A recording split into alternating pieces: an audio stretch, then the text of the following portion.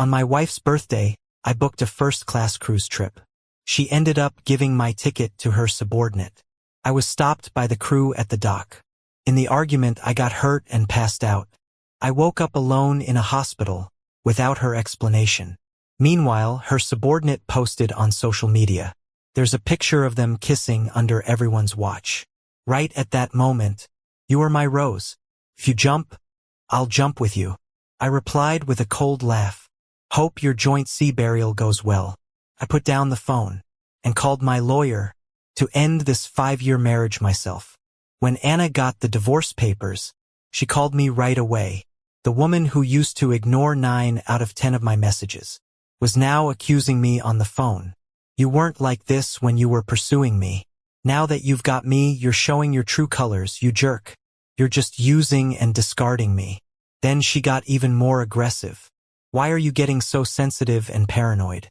George earned us a big client with his project. I was just casually rewarding him." Looking at the 4 marks on my hand, I felt nothing. I coldly asked, "Do you know what that cruise ticket meant?" Today is Anna's birthday. I chose the cruise because Anna often said she wished someone would take her out to see the world. I prepared such a meaningful birthday gift for her. Anna, somewhat guilty, still insisted, "You're the one who loves me most, so I can use the gift however I want." Just after she cursed, I heard George's voice from the phone. "Baby, the water's ready.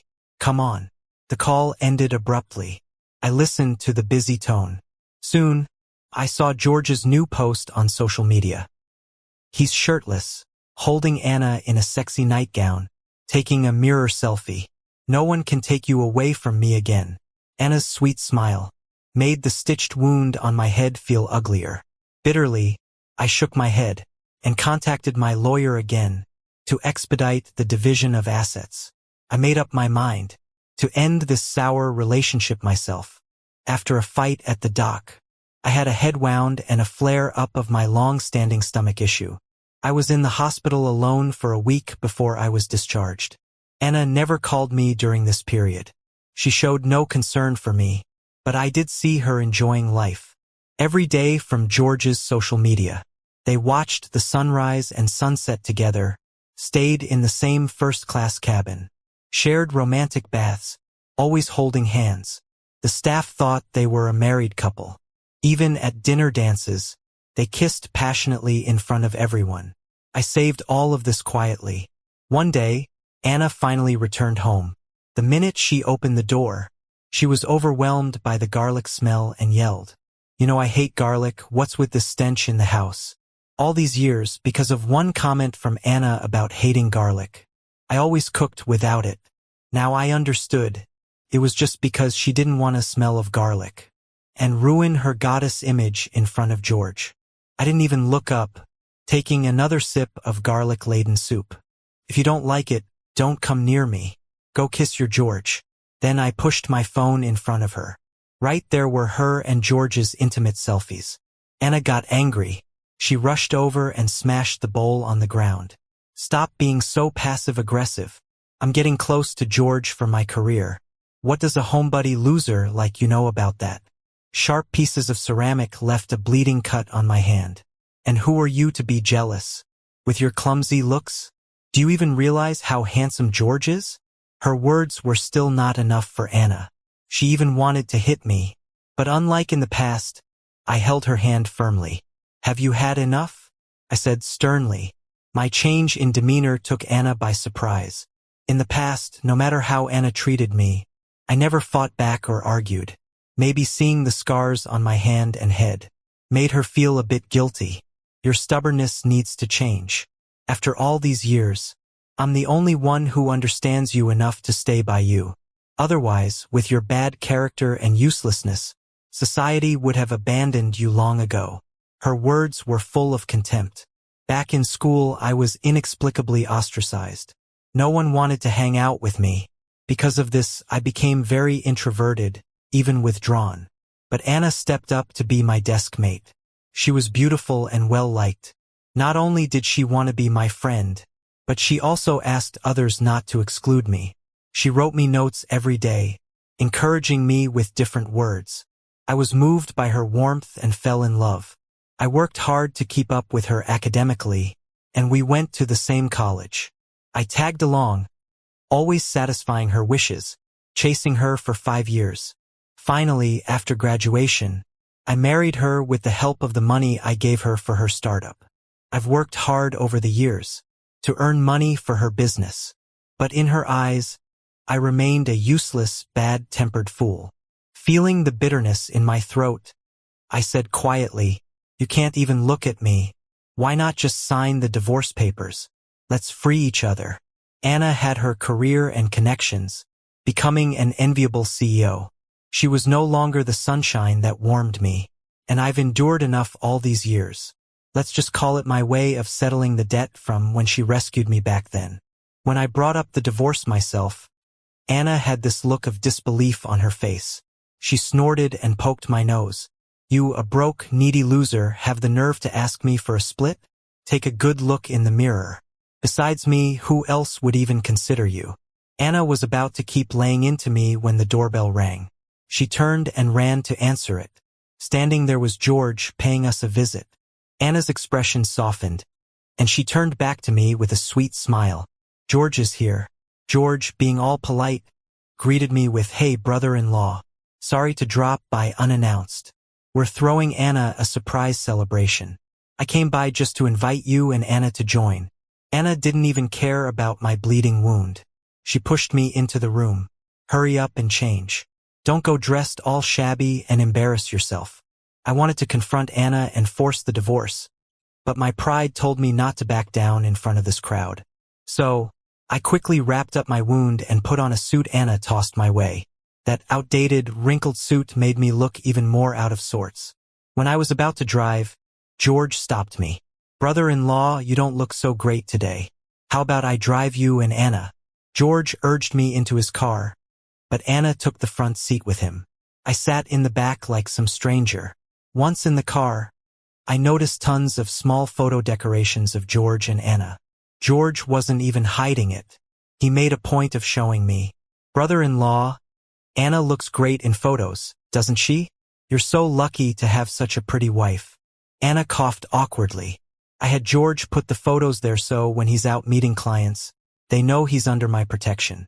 Stops anyone from messing with him. I nodded expressionlessly. Anna's quite the boss, standing up for George, even giving him certain comforts, not missing a beat. When we reached the destination, George mentioned he needed to change and told us to go ahead into the venue. After a while, he reappeared, and I was frozen in place. George was wearing a suit similar to mine, but clearly a luxurious custom-made one. I remembered the suit. Not long ago, Anna showed me a picture and asked, "From your man's perspective, would you like this shiny fabric? This Italian handmade, only 3 get sold a year, costs as much as a house." I thought she was planning to buy it for our anniversary. Now it all made sense. George feigned surprise and approached, patting my old suit. "Brother-in-law, our suits look so alike. Sorry, I didn't know Anna got me a suit that matched yours. If it bothers you, I'll go change now." He wore a smug grin. Anna's face turned dark, annoyed with me. "If you had any self-awareness, you'd take the suit off now instead of putting George in an awkward spot." As Anna spoke, her co-workers gathered, chiming in. "Look at yourself before matching outfits with George. Do you think mimicking George will make Anna choose you? These days, third parties are bold, aren't they? Pity your face. No one would even pay for your time." Those pointed remarks drilled into my ears. Anna had been married to me for 5 years, never posted about me on social media, never brought me into her circle. She even left her wedding ring on the nightstand, never wearing it out. So everyone assumed she was a single elite and preferred seeing her with handsome George. I stayed silent, and Anna rolled her eyes, disgusted. "That annoying stubbornness of yours, impossible to get a word out of you. I've had enough." George came forward, holding onto Anna's arm. "On such a good day, don't let your brother-in-law upset you." Anna ignored me and, with George, entered the venue, greeting everyone. I watched as they played the happy couple, soaking up all the congratulations and photos, George holding Anna close and occasionally glancing back at me, asserting his claim. Seeing George's gloating grin, I realized all my efforts and pride meant nothing now. I tried to swallow my bitterness and leave this miserable scene, but a few steps out, I changed my mind. Why should I be the one to leave? I followed them up to the hotel suite. Seeing me, George didn't stop but ridiculed me. If I were in your shoes, I'd have ended it by now, being a husband dragged to this point. And being an affair partner in such style? You're the first one I've seen alive. Anna saw my intent and stepped in front of George. Richard, are you done yet? You act like a nut, always imagining you're being cheated on. No wonder everyone isolates you. Anna always knew how to hit where it hurt the most. I clenched my fists, staring at the shameful couple. George, reveling in it, added, I know more about Anna's cycle than you do. Since she takes birth control for me, her cycle's been off. You don't even know her intimately. If it weren't pity, she wouldn't even go home. George's words sent me over the edge. I lost it, punching George flat out on the floor. Anna saw him down and furiously grabbed a cup, smashing it over my head. Wound. Touch George again, and I'll call the cops and have you locked up. My freshly stitched wound started bleeding again, mixing old and new injuries, leaving me dizzy. Anna just watched me, bloodied, without a trace of concern. I started to panic. Before I fell helplessly to the ground, I heard Anna shouting in my ear, Richard, I didn't mean to. I've called an ambulance. Hang in there. I collapsed in a pool of blood. In the final seconds before I passed out, it seemed like I saw Anna frowning and walking nervously toward me. He already had a severe stomach condition and was weak. Now, with a huge wound on his head, he got a concussion. And yet you left him to die? If he dies here at the venue, can you bear that responsibility? The noisy commotion woke me up. I struggled to open my eyes and saw Anna holding my hand, looking concerned. Richard, how are you feeling? I'm sorry. I didn't mean to hurt you. Facing Anna's fake remorse, I showed no emotion. Everything I experienced over the past few days shattered all my dreams. I once thought I touched Anna with my sincerity, but now I've realized her demands for a secret marriage, no wedding, no honeymoon, not even rings, were part of her scheme all along. My tolerance and patience only led to George's trampling and humiliation. Thinking about those humiliating moments, hatred rose in my heart. I won't let those two have it easy. I put on a cold face and questioned Anna. Did you give George the plan for securing the big client? Anna brushed me off. You don't need to worry about my company stuff. What's important for you is to recover. I'll transfer you to the best hospital in the province soon. I shook off Anna's hand. That plan was something I worked on day and night. And you just handed it off to George to make him a business elite? Anna's face changed. Richard, did you hit your head and get amnesia? How could you make any plan? You don't understand business. The plan was George's work. Anna dared to blatantly turn the truth upside down. During the startup phase, it was me behind the scenes advising Anna on how to secure high-profile clients, making plans, and Anna used my funds and plans to gradually build her assets. Yet her attitude towards me grew more impatient. All day typing on your computer, looking sloppy. Who cares about what you write? Why not spend time working out to get an 8-pack and be eye candy? Otherwise, why should I support you? I'd rather have 2 dogs. Although she looked down on me, Anna always opened my computer secretly to steal my plans. Ever since George returned to Anna, I suspected Anna was always stealing my plans. I didn't expect her to shamelessly attribute my work to George. But I'm no longer the Richard who loved Anna desperately. This time I'll make them pay. I think Anna refuses to divorce only because she's afraid of losing her free labor. Anna, today I realized what a scheming woman you are. In front of everyone, I directly revealed that Anna and I had been married for 5 years.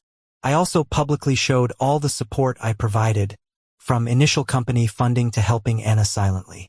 If anyone doubts it, they can come to my house and check our marriage certificate and all my records on my computer. The truth shockingly spread among everyone. What? Anna's been married all this time? So George is the side dude? How could she openly cheat like this? That's disgusting. Anna's face turned red and then white, forcing her to threaten me.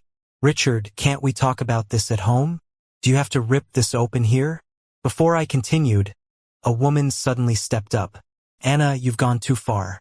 I've kept silent for Richard's sake, knowing you pretended to be single for years. Your success was largely due to having Richard as a great husband. Yet you betray him and flagrantly cheat. Have some decency. I looked up at this woman. She smiled at me slightly. Richard, you might have forgotten me. I'm your college friend. I struggled to start my company early on, and you gave me 2 plans for free online that helped me bounce back. That's why I'm where I am today. Hearing the chatter, I finally realized my friend was now a major client of Anna's company, Wendy. With her standing up for me, the others' gaze grew more contemptuous towards Anna. When Anna was at a loss, George's voice suddenly broke through. Anna, what are you doing with that loser? We were supposed to have a bath together today. George barged into the room, shocked by the crowd staring at him.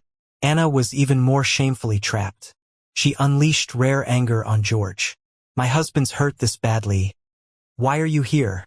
Get lost. Always pampered by Anna, George's face dropped at her harsh words.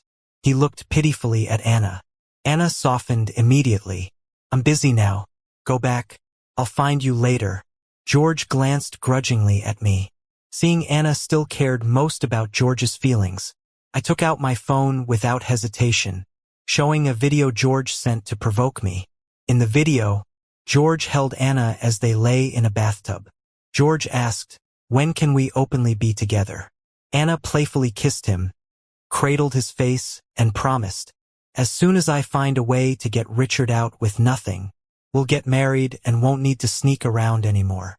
As for those social media posts George made to flaunt, everyone saw them too. I also showed the transfer records the lawyer sent me. Here are all the transfers you made to George, draining our shared assets into his account. Anna, only someone like you could do something so disgusting. Before, to stay with Anna, I might have turned a blind eye and tolerated it. Thank goodness. Thankfully, even when Anna was on the brink, she still had that vicious mouth on her. This gave me the perfect chance to fight back. You claim you're busy with work and never cook. Yet how many meals have you made for George? You hate wearing makeup in front of me, but you'll put on heavy makeup and black stockings to please George. When you took the first-class cruise tickets I booked and used them to make George happy, I was lying alone in a hospital bed, dealing with various inflammations. I smiled through my tears. Anna, compared to everything I've suffered, what you're going through today is nothing. Upon hearing my intolerable accusation, everyone present looked at Anna with disdain. Anna's body trembled, but she still insisted, "Richard, you must have hurt your brain to be talking such nonsense. These things are all your imagination." Meanwhile, George couldn't handle the judgmental stares and hid behind Anna. "Anna, you're a CEO, at least say something." Only when she heard the mocking laughter did Anna snap back and scold the employees loudly. "This is an argument between me and my husband. Do you really think it's your place to watch?" Once Anna had scolded everyone away, George changed his act, standing in front of me with arrogance. "Don't think shedding a few tears for sympathy will make Anna leave me for you. I've got plenty of ways to deal with you. I'll call the psychiatric hospital now and have them lock you up." Anna seemed to have had enough. She forcefully slapped George's phone out of his hand and sternly ordered, "Is this a time for you to act up? Stop annoying me. Go away too." George was stunned. "Didn't you say you loved me most? How can you say such harsh words to me? It's obviously that loser that's bothering you. Didn't you always say you couldn't stand him and wanted him gone?" As George's words got more reckless, Anna kicked George hard where it counts. "Speak more nonsense and I'll send you to the psych ward myself." George clutched his groin in pain, but seeing Anna's fierce glare, he had no choice but to awkwardly stumble out of the hospital room. With the world finally quiet, Anna, with red eyes, dropped to her knees at my bedside. "Richard, there's so much misunderstanding between us, and I'll explain everything clearly. You have to believe in me, okay? After all, when you were outcast, I was the one who pulled you out of the abyss. I've been so good to you. We've been together for 10 years. I'd never hurt you for another man. Anna spoke with a hint of a sob, shedding crocodile tears. I sneered. For all the good you did back then, I've repaid you in full during the past 10 years. I won't be foolish enough to believe your insincere sentiments again. Anna, sign the divorce papers. Let's part on decent terms. I also warned Anna that I had preserved all the evidence and the property had been notarized. Don't expect me to leave with nothing. What's mine, I'm not giving up. As for the plans George stole, he can look forward to a court date. Anna couldn't believe there'd be a day I'd be this resolute. She looked at me, startled. Richard, I never thought you'd be so scheming and deep-thinking, that you've been guarding against me. Didn't you love me for 10 years? How can you bear to see everything I have ruined? I laughed and shook my head. You found it in you to stab my heart over and over. Compared to that, what I've done is just a drizzle. Smirking, I looked at Anna and asked, since we have 10 years together, do you remember what today is? Anna hesitated. Is this today your birthday? I looked at Anna in disappointment. Today is our 5th wedding anniversary. For 5 years, Anna never remembered this day. Yet, she remembered George's birthday. Each time George had a birthday, she'd book the most luxurious hotel and throw the grandest party. She'd gladly buy him million-dollar cars and mansions. But on my birthdays, all she ever said was a careless happy birthday. She'd promised to celebrate once she was free. I can overlook my birthday, but I can't overlook the most meaningful day between us. Hearing this, Anna looked panicked again. How could I forget? I just didn't tell you to give you a surprise. What surprise? I replied blandly. A surprise of you and George renting a room at a hotel? Or the surprise of George changing your sanitary products for you? I've known for a while. Last year's anniversary, Anna spent it at a hotel with George. Inadvertently, I saw their intimate video on Anna's phone. In the video, George smugly claimed, Richard's such a frog, totally undeserving of you. To which Anna, filled with affection, responded, you have me, all of me, heart and body, only you. Back then, love for Anna and the reluctance within me made me choose to forgive. But Anna didn't cherish it, growing more brazen. Watching me sigh over the past, Anna assumed I'd eventually relent. She pounced into my arms, clinging tightly. Richard, I was momentarily blinded and tricked by George, but you must believe I recognize only you as my husband. I only love you. Can't you give me a chance to make things right? As she spoke, Anna leaned in for a kiss, even starting to undress. I could smell her perfume, the same one George uses. I felt a wave of revulsion, pushing Anna away forcefully. Off guard, she fell to the floor with a loud thud. At that moment, the door swung open. Instinctively, Anna wrapped her clothes tighter and immediately explained, George and I were just talking shop. Our relationship is purely professional. Don't get the wrong idea. But Anna herself was taken aback after she said it. Wendy, standing in the doorway, smirked at Anna. Anna, your shameless third party at home is raising hell right now. You better go make it up to him. Anna's face turned red. Whatever George wants to do has nothing to do with me. Wendy laughed even louder. I never said the third party was George. Why are you, Anna, taking it personally? Right after she said that, we heard George's crying in the hallway. Let me go. If Anna doesn't want me, I don't want to live anymore. Hearing George's voice really shook Anna's resolve. She bit her lip and looked at me. Richard, wait until I sort out this mess. I'll come back and make it up to you. I'll fix our marriage. You have to believe me. But I'm afraid even Anna didn't believe her own words. Watching Anna rush out of the hospital room towards George, I couldn't help but find it all ridiculous. But I've also stopped feeling any heartache over Anna. I chuckled wryly and looked at Wendy. Sorry for the drama today. But seriously, thank you. If it weren't for you today, I might have bled to death right there. You're my lifesaver. It was just a simple thank you, but it brought tears to Wendy's eyes. She forced a smile and handed me a gift. I came over today to give you an anniversary present. I know today was supposed to be important for you. Now, the gift seems kind of unnecessary. I opened the box to find some stomach-soothing powders, with a small note on top that read, Sleep early, eat healthy. If you feel bad, just mix one up and drink. Seeing that familiar handwriting, I felt a shock through my whole body.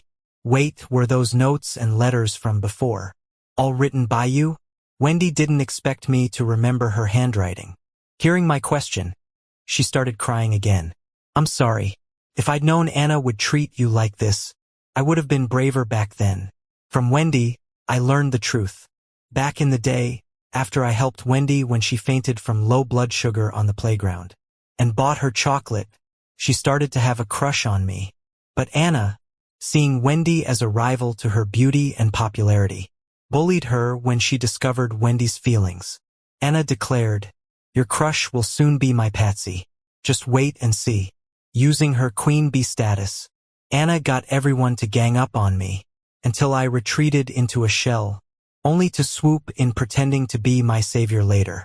She even took credit for Wendy's supportive notes to me, making them seem like her own. That's why I used to think Anna's handwriting looked different from when we were younger.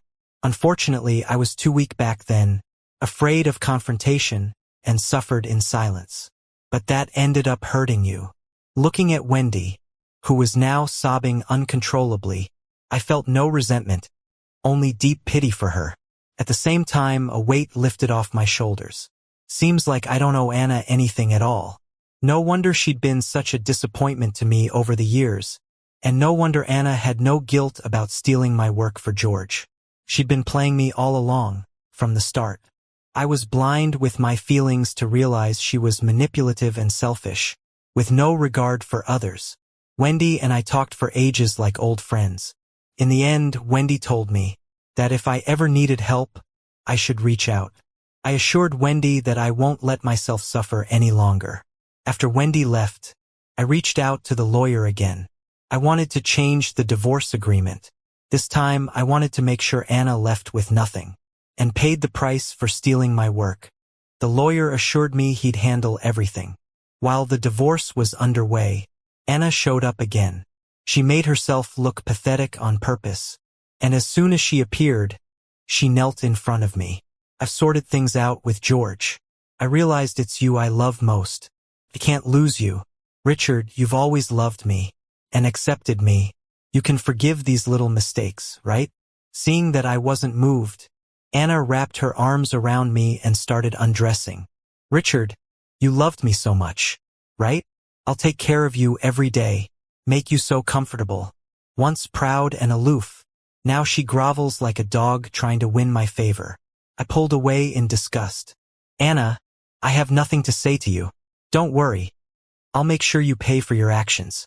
You'll leave empty-handed, and your dirty little secrets will be on the internet soon, for everyone to see the real you. Good luck with that. Anna's face turned menacing, but realizing her situation, she switched back to sobbing. Richard, I was the one who pulled you out of despair. If it weren't for me, you'd have, how can you be so ungrateful? Bringing that up only made my temper flare.